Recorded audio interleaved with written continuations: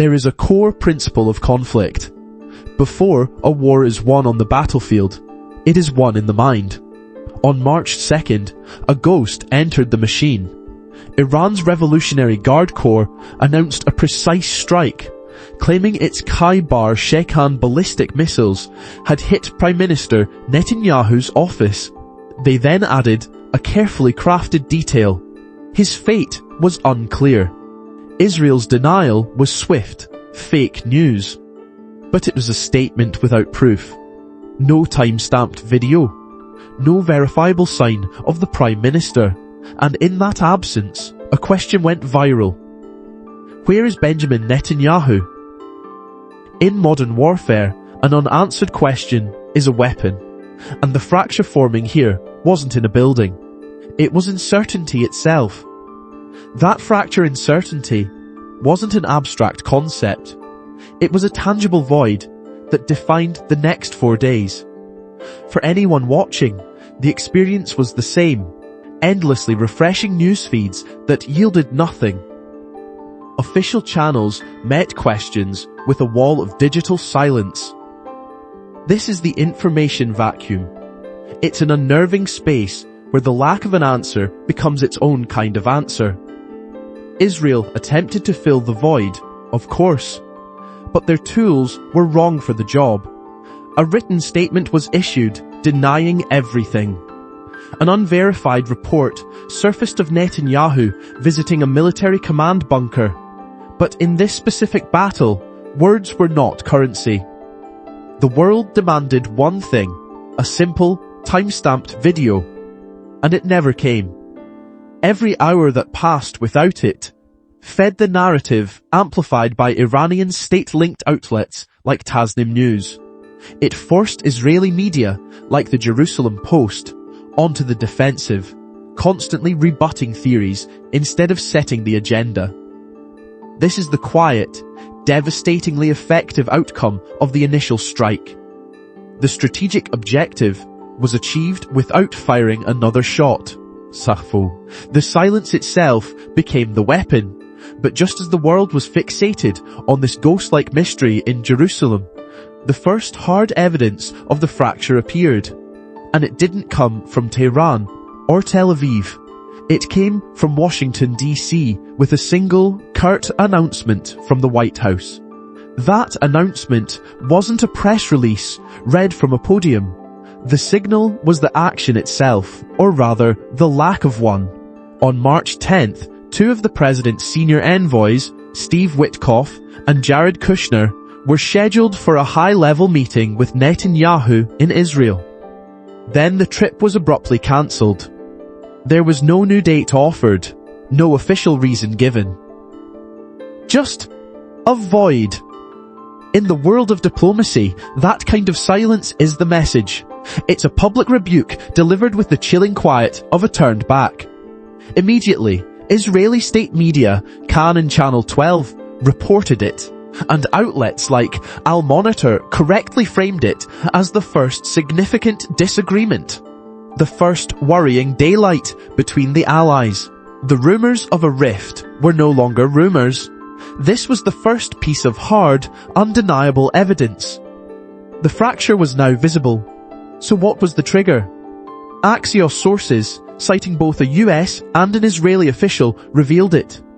Israel had conducted strikes on 30 Iranian fuel depots, an action that went, quote, far beyond what the US expected. One senior US official stated it plainly. We don't think it was a good idea. But a disagreement over fuel depots doesn't break a 70-year alliance. It only reveals a fracture that was already there, running deep beneath the surface. The real question wasn't about what happened at the depots. The question was, what did the United States believe Israel's fundamental objective should have been? And why was it so catastrophically different from their own? That catastrophic difference in objectives wasn't a misunderstanding. It was the inevitable result of two completely different wars being fought under a single banner. Operation Epic Fury, which began on February 28th. To understand the fracture forming here, you have to visualize the situation precisely. Imagine two drivers in the same car, speeding towards a cliff's edge. Both agree on the enemy, but they are holding two different maps. The American driver, the United States, was holding a map for the nearest off-ramp. Their objective was limited and clear: destroy Iran's nuclear program, then engineer a dignified exit. The entire strategy was designed to avoid a long, drawn-out, regional war. The primary concern was controlling the domestic political fallout and, critically, preventing the kind of oil price shock that could cripple the economy. When Israeli strikes pushed oil past $120 a barrel, the alarms in the White House weren't just ringing. They were screaming to find that exit. But the Israeli driver was looking at a completely different map. Their map didn't have an off-ramp. It showed the enemy's headquarters on the other side of the chasm. Their objective was maximalist, total victory.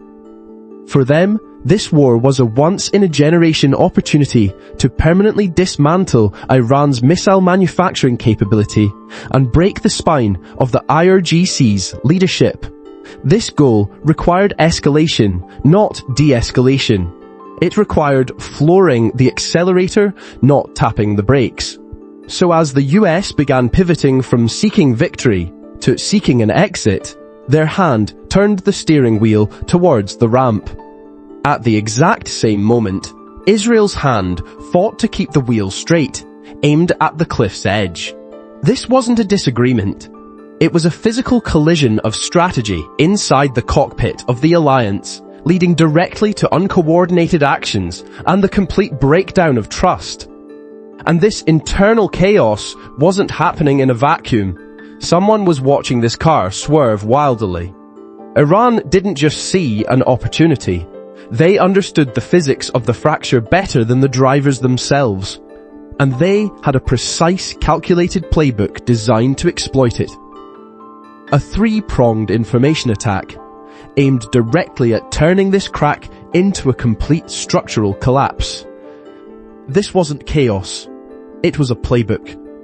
Let's map out the three fronts of attack precisely, because Iran's response was a systematic campaign designed to find and exploit the specific fractures in the US-Israel alliance. The first pressure point was moral. Iran's proxies would strike Israeli civilian infrastructure, airports, hotels. The goal wasn't just destruction. The goal was to provoke a massive Israeli response.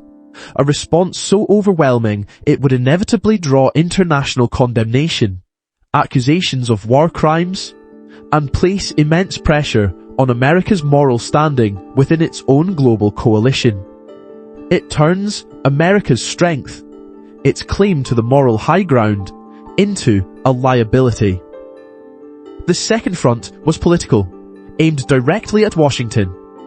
The target, American bases in the Gulf. Evidence compiled by the Atlantic Council confirms a clear pattern of missile and drone strikes on key facilities like Al Dhafra in the UAE and Al Udeid in Qatar. Each strike is a calculated test of America's tolerance for casualties, a direct challenge to the domestic political will required to sustain the conflict. The fracture forming here is between the US government and its own people, forcing a president to weigh the life of a soldier against a strategic objective that his key ally defines differently. And finally, the third prong of the attack, the narrative. By creating and sustaining the mystery around Prime Minister Netanyahu's physical status, Iran attacked the very image of Israeli state competence. It wasn't about a single leader. It was about weaponizing uncertainty. It planted a seed of doubt that eroded confidence not from the outside, but from within Israel itself and among its partners. And this strategy was working. We saw international courts launching investigations.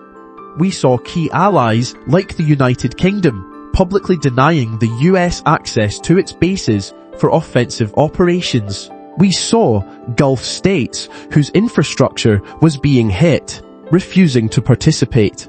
The alliance was being isolated. And the resilience driving this playbook is personified by one man, Iran's new supreme leader, Mojtaba Khamenei. Just 11 days after an Israeli strike killed his father, his mother, his wife, his sister, his daughter, and his niece, he maintained Iran's daily military operations without a single interruption. But the true measure of this strategy's success isn't found in news reports or denied base access. It's in a single, desperate message sent from Tel Aviv to Washington, a message that was never meant to see the light of day. And what it revealed was that Iran's playbook wasn't just designed to win a conflict. It was designed to trigger something far, far worse. That message wasn't a formal diplomatic cable. It came in late, off schedule, on a secure line that was supposed to be reserved for scripted talking points and carefully worded reassurances. On the Israeli side of that circuit, an official stared at the wall rather than the briefing notes in front of him. He knew how these calls were meant to sound. Measured, layered in code, never openly pleading. Instead, when the American counterpart picked up, what came out was clipped, breath a little too fast, protocol already broken. Do something, anything, to change the trajectory, he said, then stopped. There was a long pause where the usual diplomatic adjectives should have gone. He understood that the next sentence could not be walked back. That once he said it out loud, he was admitting the alliance might not catch him if he fell. Because if the Gulf exits this arrangement, he finally forced out, "We are alone." On the other end, there wasn't an immediate policy answer. Just silence, a pen tapping once on a desk. The kind of pause that tells you Washington is still calculating its own risk, not yours. On the surface, Israel sells a different fear. In press conferences and deterrence briefings, the nightmare is Iranian missiles overwhelming Iron Dome and hitting Tel Aviv. Behind closed doors, the fear runs deeper and longer term. Not annihilation in a single night, but abandonment over a series of quiet decisions in Riyadh, Abu Dhabi, Doha. Atlantic Council reporting has already surfaced this subtext, noting that Iran's sustained pressure is forcing Gulf states to reassess the cost-benefit of hosting US forces. Iran has been playing directly into that fault line. Instead of rushing an all-out assault on Israel, it has focused on the seam between Washington and the Gulf capitals. Every calibrated strike, every leaked video, every social media surge we've traced earlier in this story has aimed at one thing: to make US-branded assets on Arab soil look less like a shield and more like a target. The footage of incoming drones, the hashtags blaming foreign bases for drawing fire, the careful choice of timing around US installations. All of that was designed to make this reassessment in Gulf palaces not just possible, but almost inevitable. Iran's strategy has forced a single, terrifying question into the royal courts and security councils across the Arabian Peninsula. Is the American presence on our soil still protecting us, or has it simply made us the primary target? They're not asking that in the abstract. They watch missile alerts over oil export terminals, drones skimming the airspace near desalination plants and critical ports, and they run the numbers on what happens if one strike takes out a key choke point. Infrastructure and political stability stop being academic concepts and start showing up as direct threats to regime survival and GDP. This isn't just speculation, it's the logical end state of the playbook Iran's been running throughout this crisis. Use information operations to flood local feeds with images of West-linked sites under fire. Exploit the goal divergence between Washington, Jerusalem, and the Gulf by staying just below the threshold that would trigger a unified response while staying well above the threshold that domestic audiences in the Gulf will tolerate. Then keep the kinetic pressure focused around those bases until every ruler in the region starts asking whether the American footprint has flipped from insurance policy to liability. If those nations formally demand that the United States military withdraw its forces from their territory, the American operational architecture in the Middle East doesn't just adjust, it buckles. Forward air bases that cut flight times to minutes are gone. Aircraft have to launch from much farther away, stretching response windows from minutes to hours. Integrated missile defense umbrellas that currently overlap to protect airspace around Israel, the Gulf, and key sea lanes fragment or vanish. Carrier groups are left to loiter further out at sea, more visible, less flexible. Deterrence stops being a networked, visible presence and becomes a series of distant promises. In that scenario, Operation Epic Fury, the entire concept of a rapid, overwhelming US response, turns into a theoretical plan with no practical staging ground. The logistics hubs, the pre-positioned equipment, the air corridors that make it possible simply dissolve with a few signatures in Gulf capitals. That's the moment the usual strategic chatter goes dark in Washington. The moment you start hearing that the doomsday plane is in the air. The airborne command post, built to manage a nuclear exchange, only launched when the system is treating the crisis as potentially existential, not just another regional flare-up. For the first time, Israel would be left truly, structurally alone on the board, facing Iran without the immediate depth of American power in the region, only distant assets and uncertain political will. Israel's deepest fear is total isolation. But is this a genuine strategic panic, or is it a calculated communication to force America's hand and lock in a deeper commitment? Let me know your analysis in the comments, because if you believe this is simply a problem for diplomats and generals, you are missing the critical second-order effect, how this fracture is already being priced into the assets you hold and the stability of the markets you depend on. The mechanism driving this market echo is not found in the physical world of oil tankers and pipelines. It sits in the more volatile realm of risk perception. Energy markets do not just react to a visible supply disruption, they react to the perceived future probability of that disruption. The fracture forming here is geopolitical. Every publicly aired policy disagreement, every cancelled high-level meeting between the US and Israel is a data point for traders, and it can be one for you. Each signal tells the market that the alliance's response to the next crisis will likely be slower, less coordinated, and less effective at securing supply. When you see disputes go public and visits disappear from the calendar, you are watching the same signals that push futures markets to build in a volatility premium. A tax on ambiguity paid long before a single barrel of oil is taken offline. Following the February 2026 strikes, Brent and WTI crude jumped 8 to 13%, even though the immediate supply loss was negligible.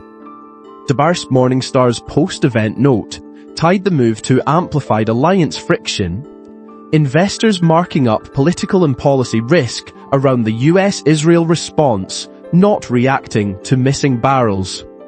A parallel Brookings Institution analysis on US Middle East energy security drew the same lesson. Visible rifts inside a security alliance are treated as a standing risk factor, so markets price a higher probability of future disruptions. For you, the sequence is simple. Public disputes and cancelled meetings, a market that assumes greater odds of supply or sanction shocks, crude prices and volatility spiking, and finally, your energy exposure and fuel-sensitive sectors being repriced before any official crisis is admitted. So the link is established. The tactical success is clear. But what if that same success, exploiting alliance fault lines for a market win, is also a strategic blunder that ultimately forces a regional realignment against Iran itself? That paradox points to a counter-blind spot in Tehran's calculus.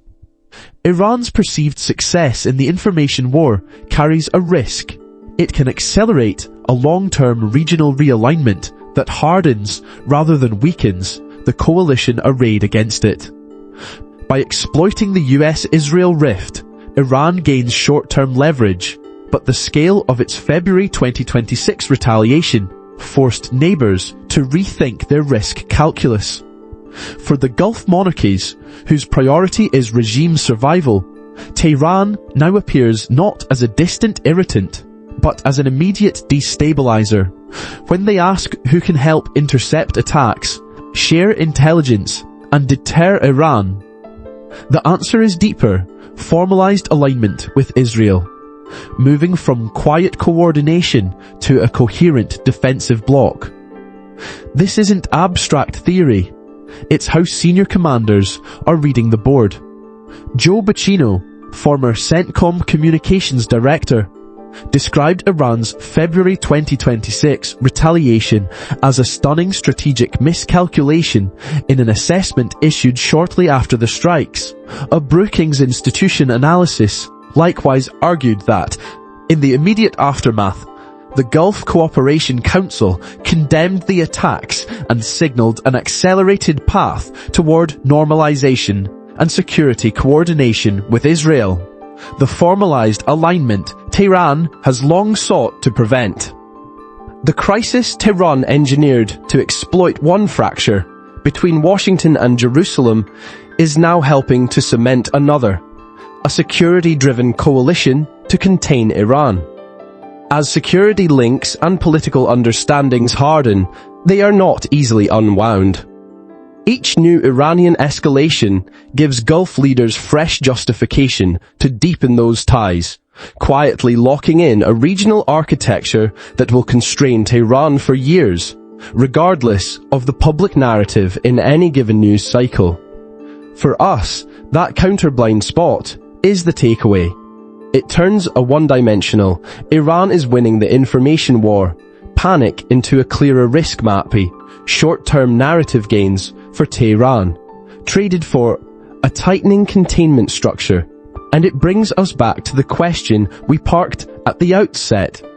Where is Netanyahu? Everything we've mapped so far has been prelude. Next we connect those last pieces and spell out what his apparent absence really signals for the next phase of this board. The answer to where Benjamin Netanyahu was is that his physical location was never the point. The question itself was the weapon. The real event, the one that mattered, didn't happen with a missile strike. It happened in public view, through clashing press statements, cancelled diplomatic meetings, and fundamentally opposed war goals broadcast for the world to see. A fracture forming in real time. The true battlefield was, and is, the internal trust between allies. As one analyst stated with absolute clarity, the fracture between America and Israel is not a sideshow to this war. It is the war's most dangerous front. This is what a war won in the mind actually looks like. The initial mystery, the volatility premium in the markets, the strategic realignments, it was all fallout from an operation that targeted a pre-existing fault line in perception. This is the new front line. Understanding how to read the signals of these hidden fractures is the key to navigating the future. The question for us is no longer, where is Netanyahu? The question is, where will the next crack appear? Because these fractures, once they start, never stay small. If this analysis helps you see the board more clearly, subscribe for more insights that go beyond the headlines.